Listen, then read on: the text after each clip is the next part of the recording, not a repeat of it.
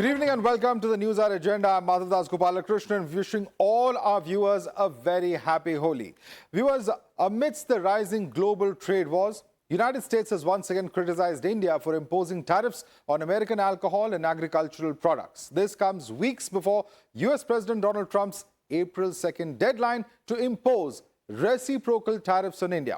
Citing India's import duty on American alcohol and agricultural products, White House Press Secretary Caroline Leavitt said that Indian tariffs on American goods were not helping the ongoing trade situation. Listen in.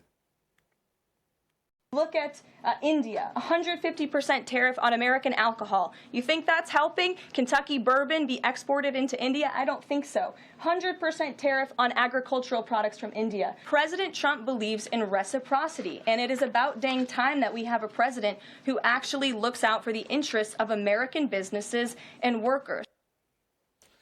Viewers, let's take a look at the U.S. agriculture and alcohol trade with India in numbers. The export market rank as per the U.S. Department of Agriculture is number 12. The total export value is at $2.27 billion.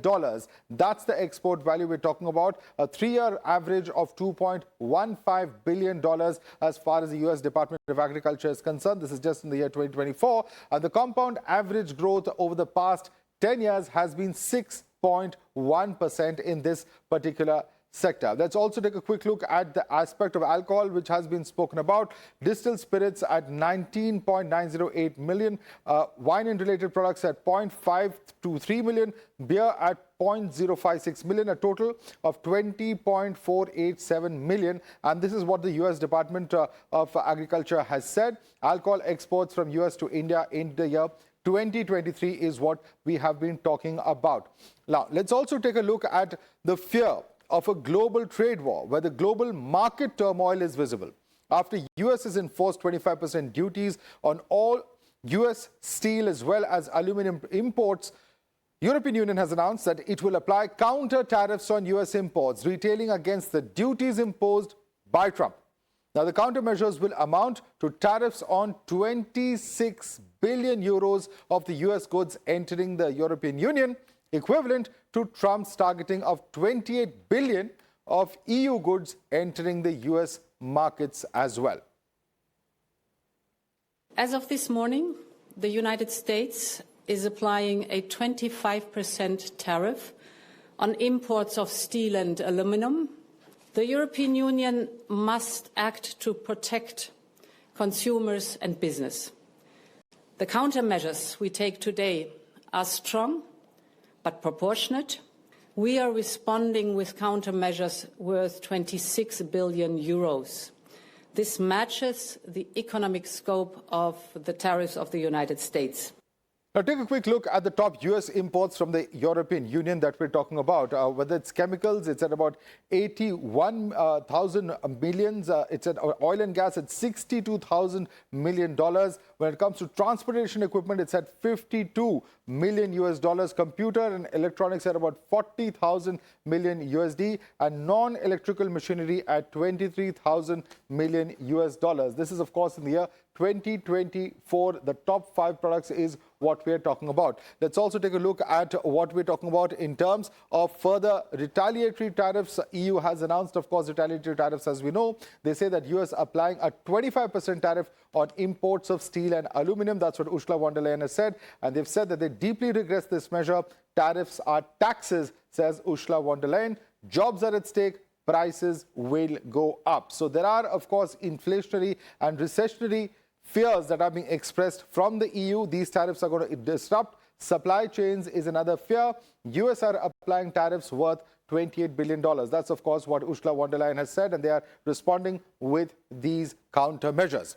Now, Trump has further escalated the global trade war with further tariffs on European goods, as major US trading partners have said that they will retaliate for the trade barriers. He's emphasized that he would impose additional penalties if the EU follows through with its plan to enact counter tariffs. They're doing what they should be doing, perhaps, for the European Union, but it does create ill will. And as you know, we're going to be doing reciprocal tariffs. So whatever they charge us, we're charging them. Nobody can complain about that. If they charge us 25 or 20% or 10% or 2% or 200%, then that's what we're charging them. Let's take this across to our guest now. Joining us is PK Basu, who's the chief economist at ICICI Securities. Also with us is Dr. Richard L. Benkin. He's a geopolitical analyst. Raymond Vickery is an ex-US Secretary of Commerce. And we have with us Professor Nicholas Lamp, ex-lawyer from the World Trade Organization. Let me start with you first. Raymond Vickery, now we all know when Prime Minister Modi was there in the United States, India had already announced a cut as far as exports of alcohol from the United States are concerned. Now, it seems that several weeks after that visit, even though the negotiations for the free trade agreement have progressed since, the US press secretary isn't even aware, or perhaps doesn't even care about it, because she still believes that's 150% of tariffs that's being charged on United States bourbon that is being imported into India, something that's factually incorrect. Well, thanks very much for having me, and happy Holi to everyone. I think that you have to look at this in the perspective that President Trump looks at it, and that is this is strictly transactional to him. It's not relationships. He doesn't believe in relationships overall. And what he's trying to do is to impose on India, and really the rest of the world, his view of what is a successful transaction. And in his real estate developer view, the successful transaction is when I've won and I've made more money out of it than the other person has, the other party. So that's what's going on here, and it's a very discouraging development.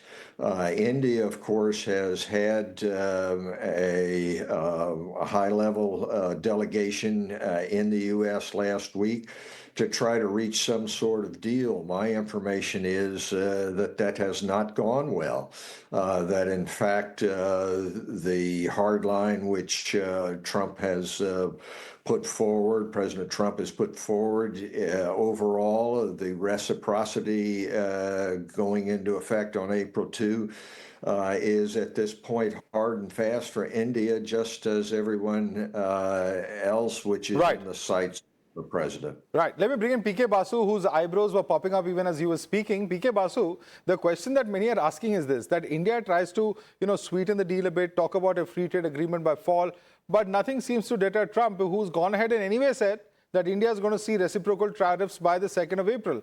Now, the point is, how do you negotiate as a government? Because these are highly complex issues. There are certain places where the barriers may be high unnecessarily. There may be certain areas where there is a reason that there is a protection, and that changes from country to country, geography to geography, and context to context, economy to economy. So there has to be a reasonable argument before you can thrash out these issues, and that just doesn't seem to be happening in the case of India and United States. Why is that? Well, I think it applies to every country. The reciprocal tariffs are very difficult to define. If what he means by reciprocal tariffs is that if India imposes a 100% tariff on imports of alcohol, the US will impose a similar 100% tariff on alcohol, that's fine. But that doesn't appear to be the case. Now, the interesting thing is that if the US really is going to impose reciprocal tariffs on every single product of every country, that's going to be an extremely bureaucratic and complex operation.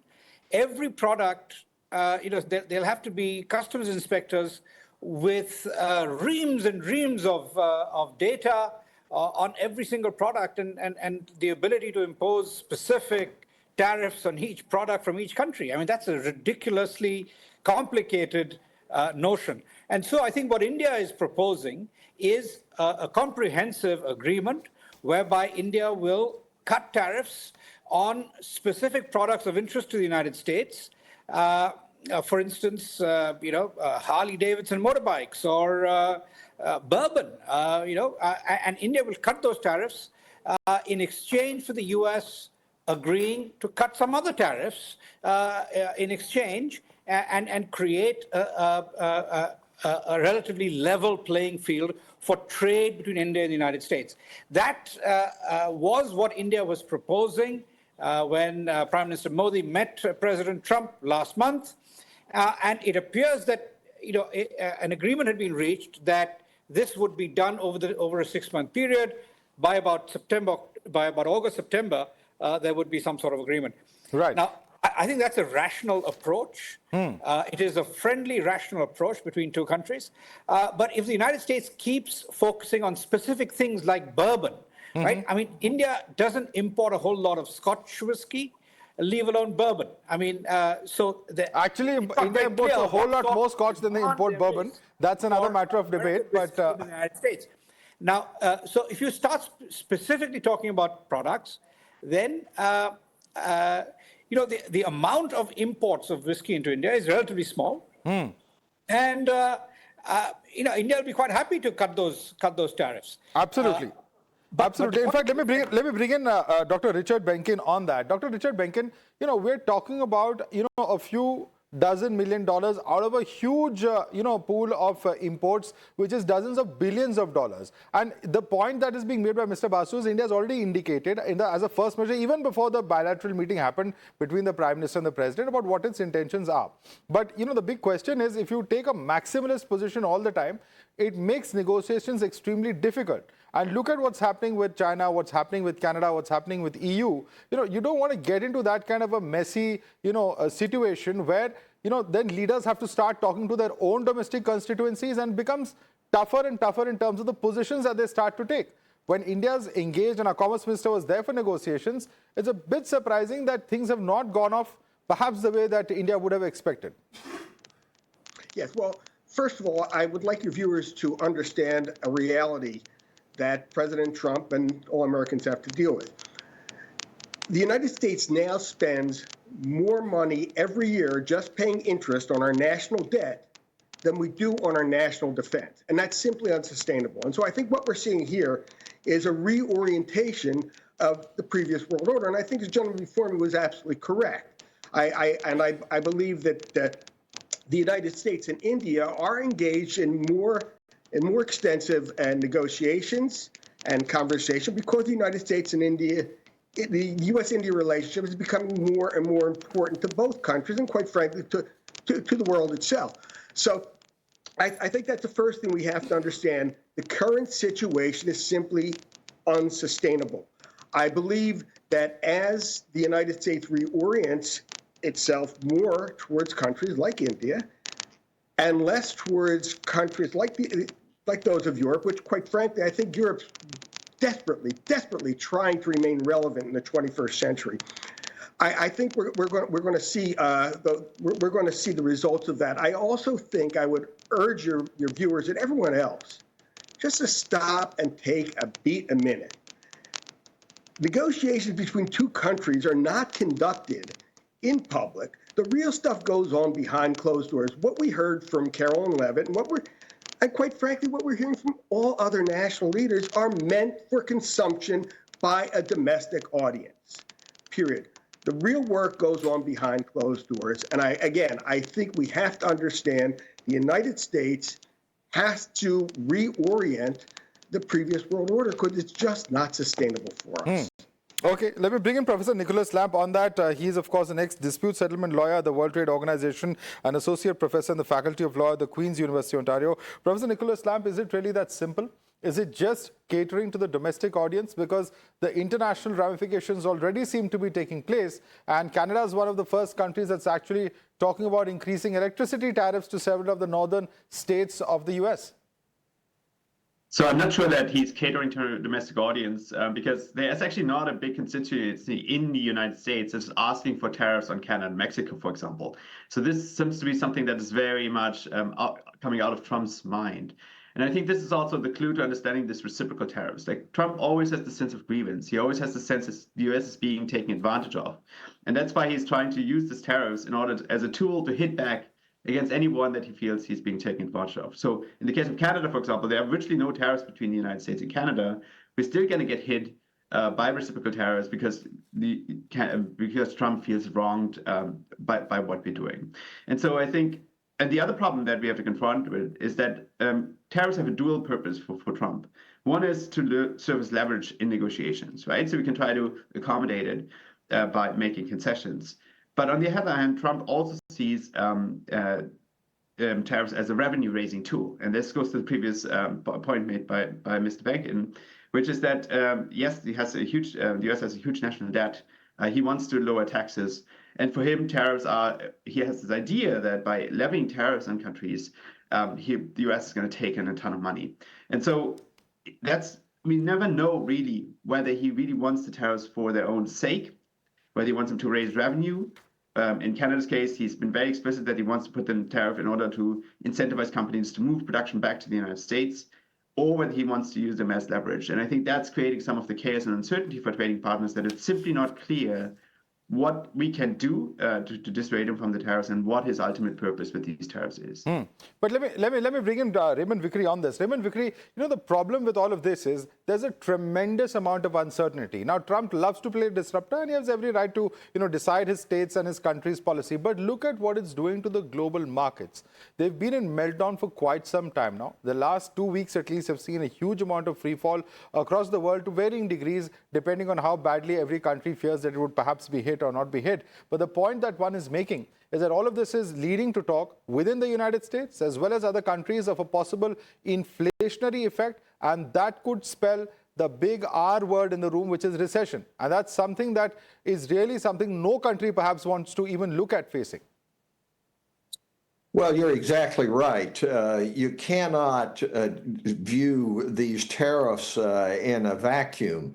The idea that they are simply going to raise money for the U.S.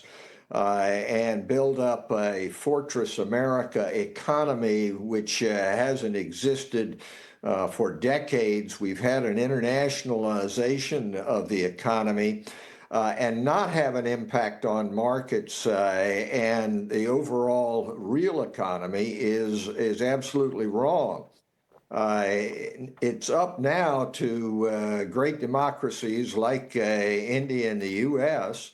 To try to work together behind the scenes or in front of the scenes or wherever to rein in this overall concept, which is really a non-starter. There is a financial and fiscal problem in the United States, but it's not going to be solved by taking a hammer to the international economy. It will be solved by reasonable approaches to taxation, to expenditures in the United States, but that doesn't seem to be President Trump's worldview.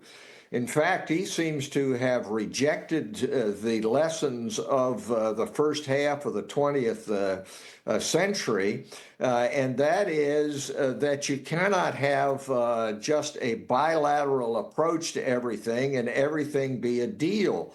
That was the purpose of putting together the United Nations World Trade Organization to be able to accommodate differing needs of differing nations. And that seems to be completely contrary to the mentality of President Trump. And it is not going to be limited simply to a bilateral transactional approach. Okay. Markets are already tanking on Okay, this. Trump's transactional approach is very well known. PK Basu, that being said, as a businessman, perhaps that's his first instinct. Very little one can do to change that. But the point that's being made is this, that if there is a recession in the world, in the United States, then it's actually completely undoing what Trump is perhaps trying to do in the first place, which is make life easy for common citizens, because a recession will impact the entire economy. It's going to impact the globe and perhaps every citizen, even in the United States. I think it's premature to be talking about any sort of recession. Critics need to understand, are we going to have inflation as a result of tariffs? Are we going to have a recession? You can't have both. Generally, you can't have both. So now the point is that at the moment, we've just had the latest inflation number coming out in the US. It was a little bit lower. If anything, the impact of the tariffs will be to try and strengthen US manufacturing. If US manufacturing is indeed strengthened, then it could well have a positive impact on the world. But the process of negotiation is going to be complex, And I think it's best not to have negotiations conducted on international media. It is best to conduct negotiations behind closed doors and come to bilateral arrangements. And most likely in the Indian case, that will happen. I don't think we are headed for any sort of recession. But there is uncertainty. There's a lot of uncertainty that's been introduced into the story because of this reciprocal tariff question. You know, and it's not just about reciprocal tariffs. It's about making an announcement, rescinding it, then announcing it again. You know, Richard L. Benkin, you know, there are many who are independent observers who say that part of the problem, and U.S. and diplomacy, I mean, we've had, you know, seen the U.S. involved in global and historical events. Many say that this is perhaps because Trump is someone who perhaps doesn't listen to the advice given to him by his bureaucrats, by his advisors. How much of that is really the problem? Well, I think it's not just the particular bureaucrats and advisors. I think there really is a groundswell among many Americans. I mean, after all, he did get that large vote because Americans were tired of what they had been seeing. Now, they obviously are expecting that this is going to be something better, and I think Mr. Basu is right. We have to understand that a lot of the nitty-gritty is going on behind closed doors. And by one example, by the way, I think someone mentioned something. I think you mentioned, sir, about the surcharges that the Canadian state of Ontario was going to put on energy. So Trump announced the tariffs. Ontario said, "Okay, fine, we're going to surcharge energy," and Trump simply said, "Well, we're going to double our tariffs."